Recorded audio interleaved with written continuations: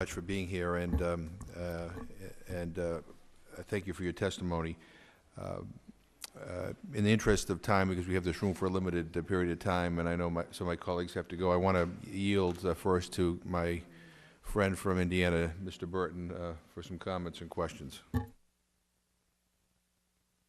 Which mic?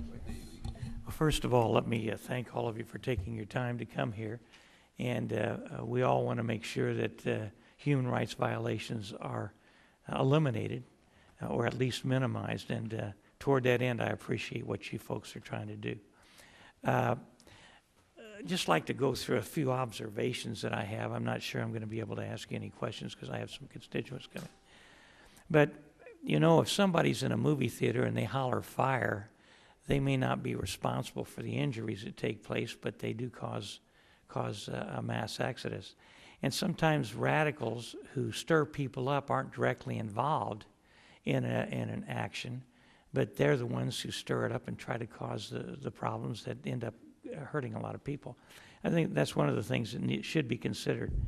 I believe that the government, the royal family, should and wants to negotiate without any obstructions. And after what you said, I hope that that happens. Of the report's recommendations, according to the information I have, 18 of the 26 recommendations have been worked out, and 7 are still pending, and there's one that's not yet applicable. I don't know which one that is. As far as law enforcement is concerned, they've hired the Miami-Dade police chief, former chief, John Timoney, to come up with a new code of conduct. And I'm sure that he's stressing the need for no human rights violations. There have been 122 cases of misconduct. There may be more. That's all that I have in front of me. 21 officers have been indicted or convicted, including a lieutenant colonel, and I guess one of them was for murder. So there may be steps that have to be taken beyond this, but there has been some steps taken in the right direction. I believe in dialogue, and I talked to the Crown Prince about that. He said that he wants that as well, and according to their ambassador, and I can only take her at her word, she says the opposition failed to take advantage of each opportunity for negotiation and dialogue. I hope that's not the case, but I hope you continue and they continue to try to get everybody together, because that's far preferable to the carnage that occurs when people are firebombed in their homes or when people are hurt from tear gas in these demonstrations. Talked about this being one of the worst human rights records in the world. I can't believe anybody thinks it's worse than China, but nevertheless, that's one of the things that I observed. Now, you talked about gerrymandering. In Illinois, we're going to lose possibly 5 seats because of what the Democrats did to us in gerrymandering. In Texas, it's just the opposite. So I want to tell you, in this election year and around the world, gerrymandering is a way of life. I don't know how in the heck you're ever going to stop it, but I hope you'll figure out a way to do it, because I think it'd be great. As a matter of fact, I had a guy in the opposition party call me in my home one day, and he said, "Where do you live, Danny?" And I told him.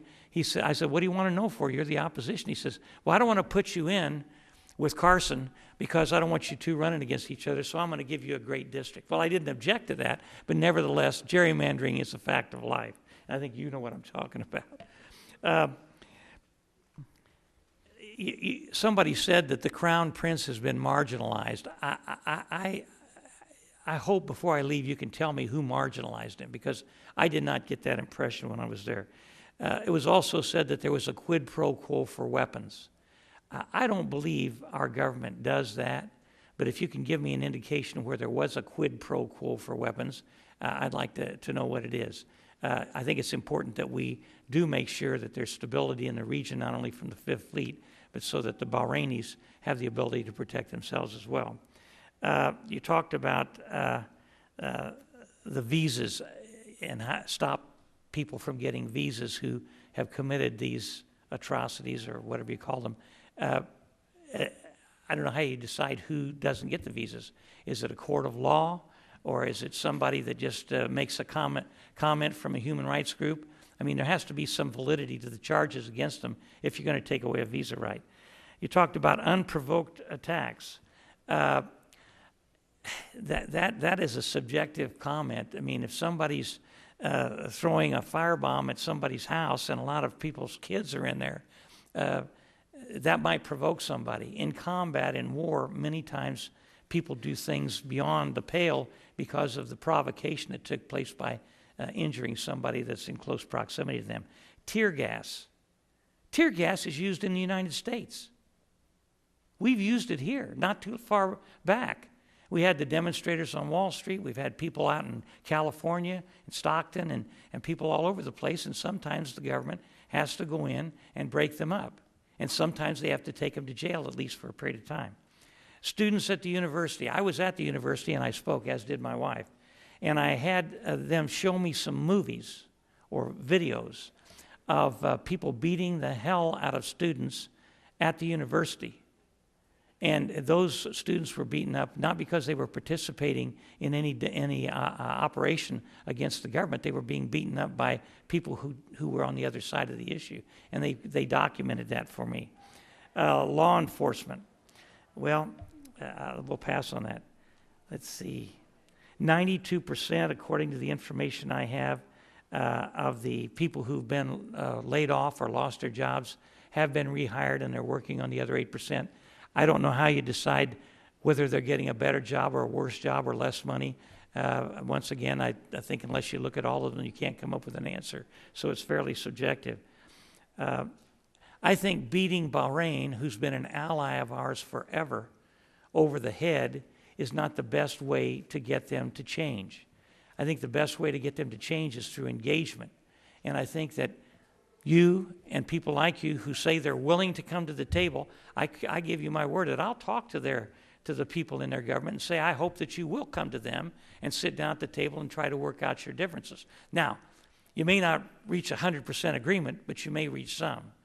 But I was convinced, and I hope I was convinced accurately, that the Crown Prince does believe that there ought to be a negotiation, and I think he wants to do that. And finally, let me just say that I really appreciate, I know you guys have been involved with a lot of hard work, Doctor. I know that you've worked in a number of countries. I saw what your background is. And human rights violations, whether in a hospital, a medical situation, or on the street, is something that should not be tolerated. But Bahrain has been an ally. They have been a friend of ours from the standpoint of security. We've got the Fifth Fleet there.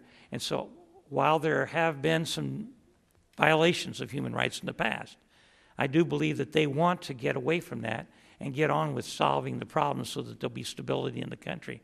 So I will contact them and tell them that I hope that they will adhere to what you said today and sit down with you. And I hope that everything will be worked out. And with that, thank you very much. I'm sorry I have to leave. But if you want to, if they want to respond to who is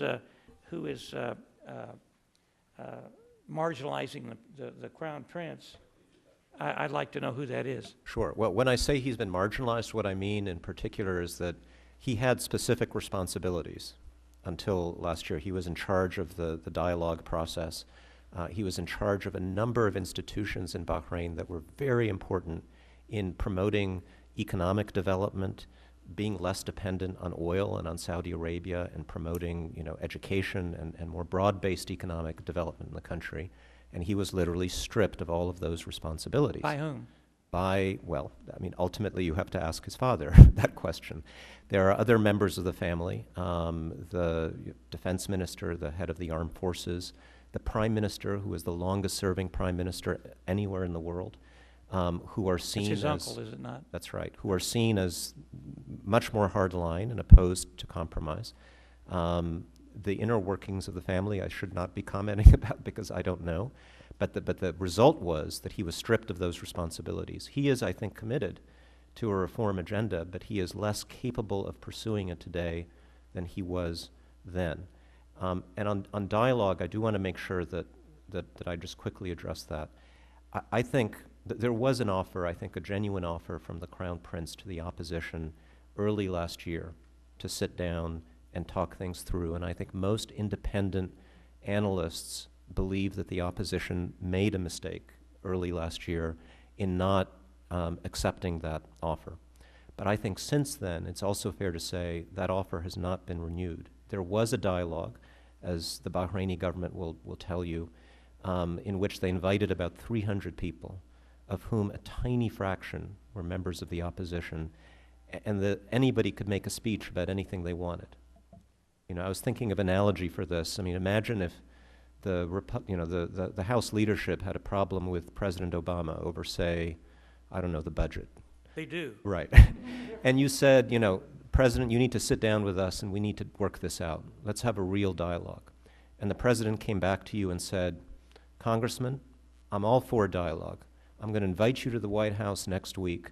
But by the way, I'm also inviting the Audubon Society, the Birdwatchers Club, Chamber of Commerce, the people who are concerned about traffic on Route 66. And they can all make a speech for 10 minutes. That's You a wouldn't very come. creative Right? analogy. Very creative. I think I'll have to remember that. But let me just say, I met with the Crown Prince. I met with other leaders in the government related to the royal family. I do not believe he's been marginalized. They may have changed his responsibilities.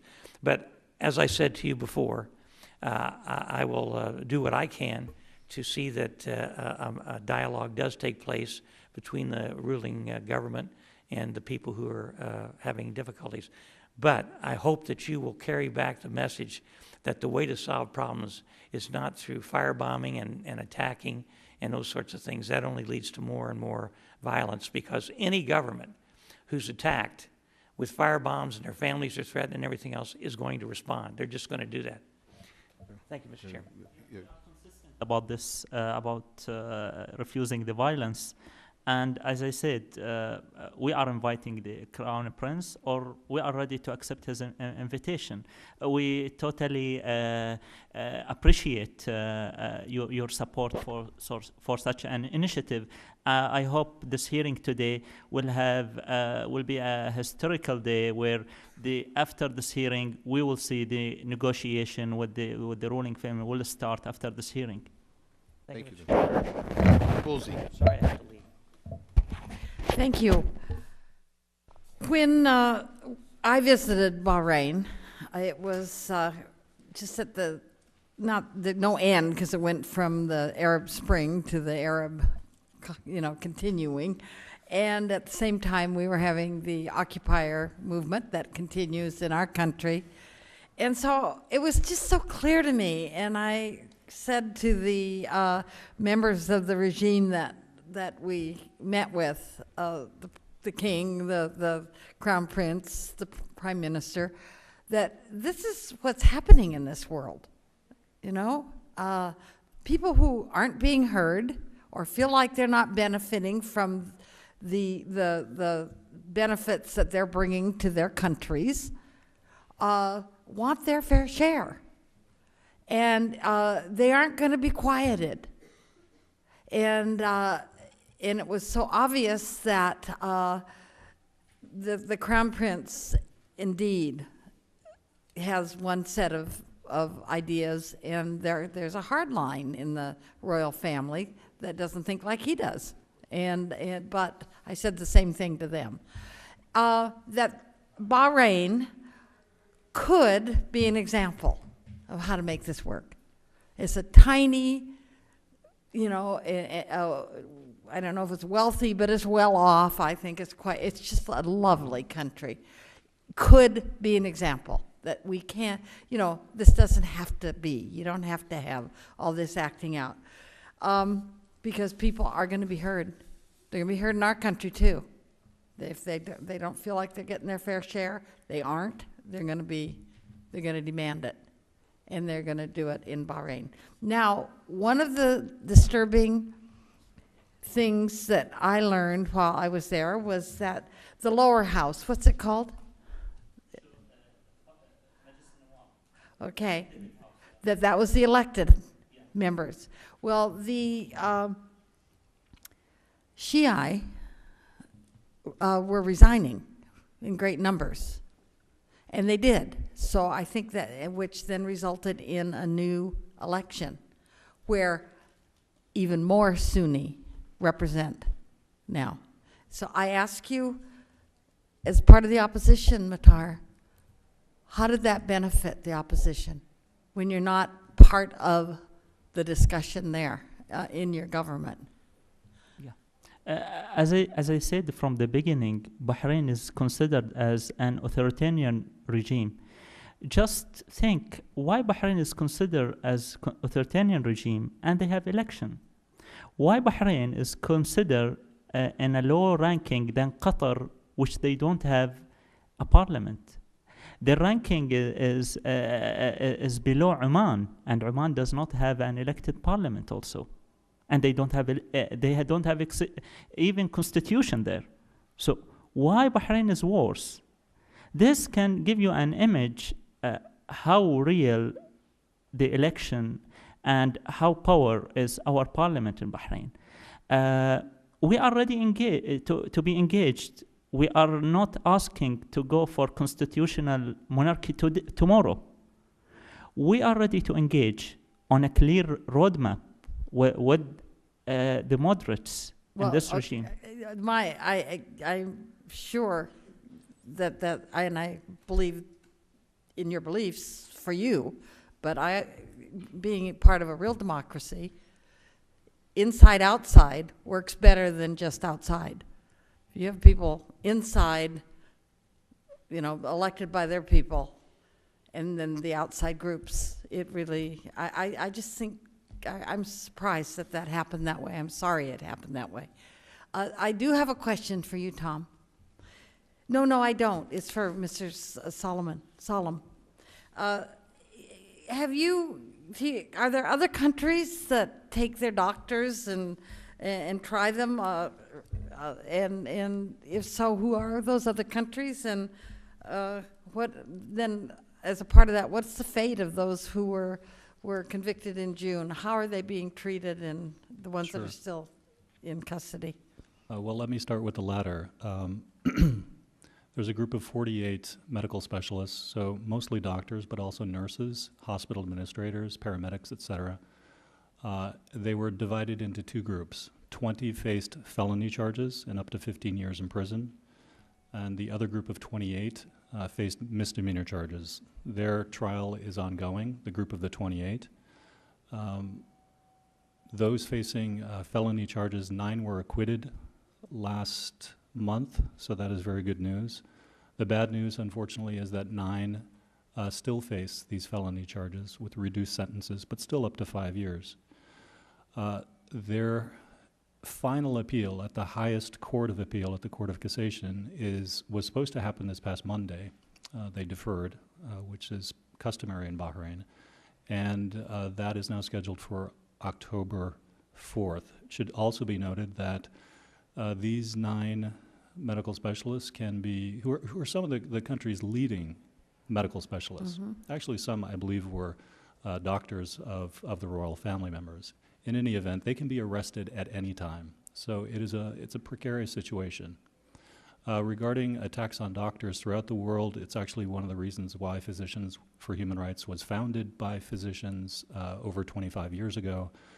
I myself, over the past couple of years, have been to Libya and Egypt, Bahrain several times, and just in those countries, we see this disturbing pattern of where physicians specifically have been targeted by their governments. And one of the reasons, I would argue, is that these are people on the front line oftentimes who are treating protesters or opposition people, and sometimes they are then targeted as a result of them doing their ethical responsibility of treating these people. Okay, I know we have a limited time, so I'll yield to our chairman. Well, thank you very much, and you guys, you've been an excellent panel. This has been fascinating, I just want to say a few things and ask a couple very quick questions because we need to be out of this room shortly.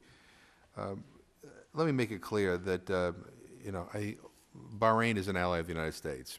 And that alliance is important, and that friendship is important. But it's also true that a friend can be a critic. There's nothing inconsistent about that. So by raising some of these issues, like the issues of human rights, it doesn't mean that we're trying to trash our relationship with the government of Bahrain, it means that we care about human rights. And we care about democracy and strong civilian institutions. Those are all very, very, very important. I think it's also important to state that the issue of human rights is not going to go away. We're going to, you know, one of the reasons why this commission was formed was to focus on the issue of human rights in a way that a lot of the other committees in Congress don't always do. And so we're not going away. I mean, there may be different members of Congress, but this commission will remain, and it will continue to focus on human rights. So this issue is not going to go away. You know, Mr. Malinowski, you talked about kind of the Magnitsky model. As the author of the Magnitsky Bill in the House, which was originally global, then in committee it got Russian specific. It may be global again. Who knows? You know, by the time it reaches the floor with the Russia trade agreement. But I think that's something we ought to pursue for this reason. In governments where people who commit human rights violations are not held accountable, where there's a culture of impunity, there has to be some consequence for these people who behave in a bad way, who are guilty of human rights violations. And if that consequence is, you know, that you are on a list that you can come to the United States, and hopefully other countries will follow suit. And also, you know, assets that you have in the United States can also be frozen. I mean, I think that is a signal that maybe the world is kind of coalescing around this concept that when you commit human rights violations, there is a consequence. And that is why I think in the case of Bahrain, it is so important that the people in the security forces who have been guilty of human rights violations are held to account. Because it shows that there is a true commitment to human rights. And it shows that within the country, if you do something bad, if you are guilty of human rights violations, you will be held to account. I guess my two questions. First of all, to all of you who are kind of monitoring the human rights and kind of the democracy building in Bahrain, this issue of the Bahraini government not being less willing to give you access. I mean, I want to be clear, your interpretation of what, is it, you believe because of the reports that you have written, or could it be that you applied for a visa, you know, too late in the process, or it conflicted with some other activities going on? I just want to be clear that that your interpretation is the Bahraini government is denying you visas because of what you're writing and what you say. Well, I'll speak for us, for Human Rights Watch. As I mentioned, I was given a visa at one point. It took months of back and forth, endless. Eventually I did, and met with senior government officials and had a very good visit. Had the opportunity to be arrested, which was a wonderful opportunity to talk to some of the police officers, slightly tongue-in-cheek. But our researchers who specialize in Bahrain and are therefore well known to the Bahraini government have been waiting for months and months and months for their visa applications to be approved with no response. They're not told, for the most part, you will never be allowed to come. They just say, well, it's not the right time, or give us a little bit more time, or what? We haven't given you a visa? Let me look into that. And then months pass and nothing happens.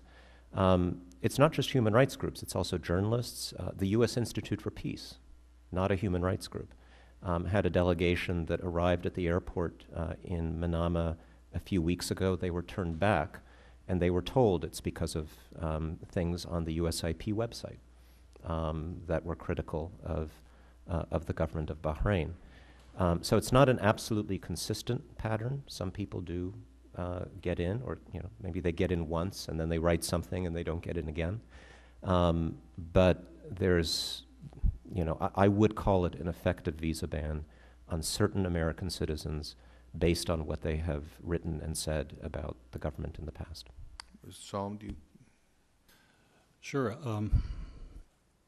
I'm thinking back when Tom and I were sitting in your office about 10 or 11 months ago with Bahrain's foreign minister, in which we originally talked about this. And he gave us all assurances at that time that we were welcome to his country at any time, that we were to give him several days' notice and everything would be arranged.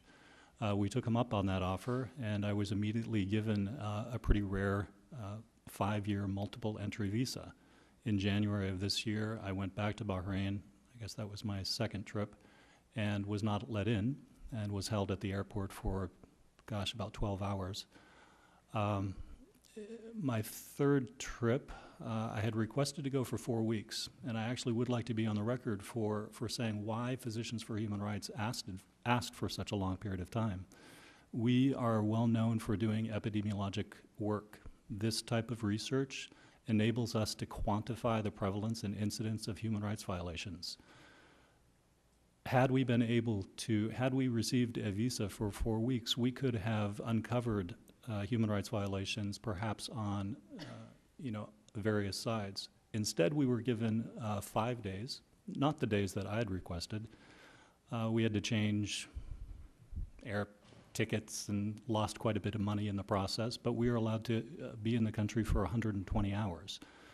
So when the government criticizes me and my organization specifically for unbalanced reporting, well, I would respectfully ask that, when we do request to go in the country for a longer period of time, there's a reason behind it.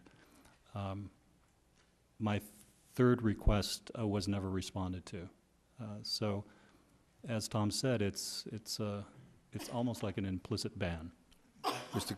Campbell? If I could add, well, there's a long history of this. I mean, I've been involved in Bahrain a long time, but I'll just, one instance is that NDI had a resident representative in Bahrain invited there by the royal court. He had a residency permit that was renewed each year by the royal court. But when we ran afoul of the authorities, and when I say ran afoul, it really had to do with what we were saying or doing. He was deported. He was initially given 24 hours. He actually had a child that was died in Bahrain, was buried in Bahrain. He was given 48 hours to leave. They eventually extended it, I think, for a week. But he was deported. I mean, he had his passport taken. He was escorted to the airplane. And we've had many staff people turned around at the airport. So that, this has been going on for a long, long time. Personally, I'm not sure that that's the biggest issue in the world, honestly. I mean, this is part of I think we all recognize that what we do is inherently difficult. It has these kinds of difficulties. We understand that relationships with governments are not always going to be perfect because sometimes, we are critical, or in the case of NDI, sometimes we are working with opposition parties, although we always work with the government. I think the bigger issue is whether or not there's a way of having an open channel of communication. And to me, what's changed over the past couple of years, but particularly since the events of the Arab Spring in February 2011, is that channel of communication is very, very difficult. And it's very difficult to sort of discuss and say, look, this is what we're trying to do, and here's what we offer. So I think that's what's changed. Let me just end with this. You've all made recommendations in your testimony about what the United States can do. Obviously, we would like to see that the BICI report recommendation get fully implemented. I mean, that's obviously something we all care about, and it's something we can actually measure whether or not it's being implemented. I mean, if there's one thing we can do right now, what is it? Mr. Mattar, you want to? Yeah, regarding the recommendations, Yeah. It will be great if some member of the Congress or the Senate can push for mediation and for opening this dialogue. And I just announced that we are ready for it. And Mr. Burton's going to take care of that. Yeah, Yeah. great. And we would like to see the Congress is moving forward to bridge the gap between the assessment of all the international neutral observers and the assessment of U.S. government, specifically about the situation of our judiciary system, about the political rights, and about the torture and secret detention center and all type of torture. So the first thing is bringing a good assessment, then we can move forward and have much, let's say, a constructive role in the issue in Bahrain. Mr. Campbell? You know, if I can make one recommendation, it would be, and you know, honestly, it's more to the administration and certainly not to this commission, but to the administration. And I was a little surprised at Assistant Secretary Posner's comments today, to tell you the truth. I thought the tone had changed a little bit for the worse from past comments he's made. But when we talk about Bahrain being a friend and an ally, I agree. But sometimes I think that that comment is made about the government, the ruling family. It's not really made about the people of Bahrain. And our distinguished colleague Mater was a member of parliament, is a leading member, a leader of what is indisputably the largest political society in the country that has the largest number of adherents and members. And so I would sort of suggest that, for example, addressing comments to this gentleman who has a political background, who is clearly representing a large number of people, is just as important as dealing with a government minister who may or may not be his representative. So, I mean, my only recommendation is that I think that Bahrain has dug in, Saudi Arabia has dug in. I mean, Saudi Arabia, I think, has drawn a line in the sand. The Arab Spring stops here. And I think the dialogue has to be with the Bahraini people. And I know that's difficult, and I know it's easy to say that, difficult to do it. But I just, my only recommendation, and perhaps I'm overreacting to Mike Posner, but is to make sure that we're addressing our comments broadly to the people and not just to the representatives of the government. I think that's a good point. Thank you. And before Mr. Malinowski and Mr. Solom kind of conclude, I mean, I also, we need to figure out a way in the short term to Mr. Campbell said, to kind of open up channels of dialogue, because what ends up happening, for us is, you issue reports, or there's an article in the newspaper. We have briefings, then we meet with the government, and they dispute what's in the paper and what's in the reports, and it's kind of ping-pong back and forth. And it just seems to me that, rather than us kind of being the intermediaries, there ought to be more direct communication, which I think would be beneficial to everybody. And we need to figure out how to do that. I mean, I think we had that meeting with the foreign minister. I think it was important for me because, we get two different sides of the story here. I thought that meeting was helpful. I think a lot of the promises that were made weren't followed through with, but nonetheless, I mean, I think everybody in one room together having a very frank conversation on these issues, I think is very, very important.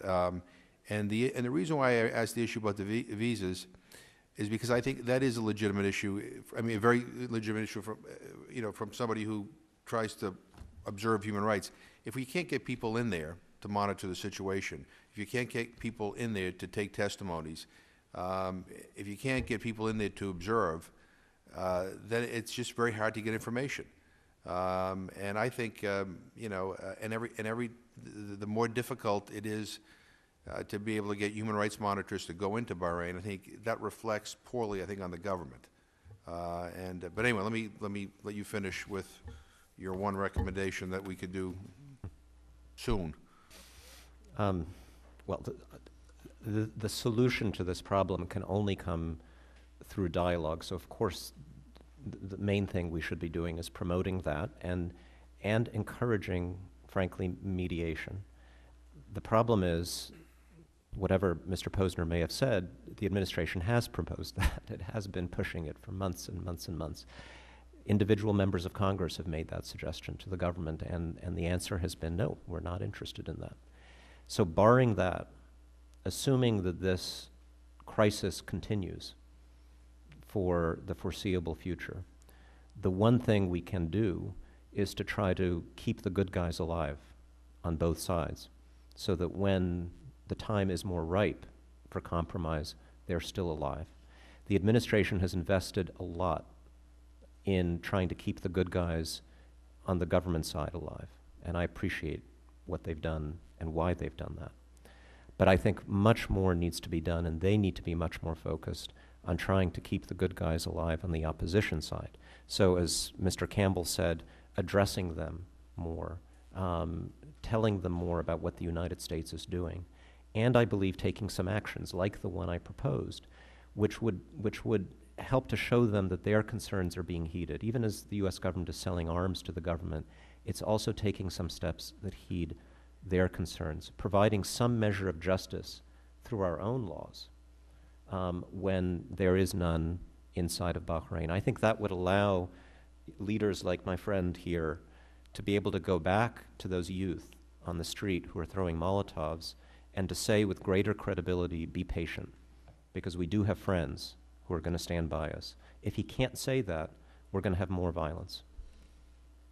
Mr. Solomon? I agree with the thoughtful comments that my colleagues just made. If I could just add one particular point regarding the 60-page report that Physicians for Human Rights released today. If I could ask for your support, Congressman, in helping us dialogue actually with the government. I understand that the government, having read our report, called it absurd, and that there is actually no medical or scientific evidence to support our claims. I would just like to say that, you know, I would appreciate more thoughtful comments from the government. And there are 72 peer-reviewed journal articles in medical and scientific journals that talk about the toxic effects of these toxic chemical agents, which we cite in this report. Physicians for Human Rights would be more than happy to meet with government officials and talk about our findings, because these are quite alarming, not only for Bahrain, but for the entire world. So if you could support that in any way that you could, informally, we would greatly appreciate it. No, I think that's a good idea. I think it's something we would all support. I mean, part of it is, I think, through dialogue, you can kind of at least begin to agree on what the facts are, and then we can, decide what to do from there. But again, thank you all very much for being here, Mr. Bitar. Thank you in particular for being here. We appreciate it. This has been an excellent panel, and we will probably do this again. So, thank you.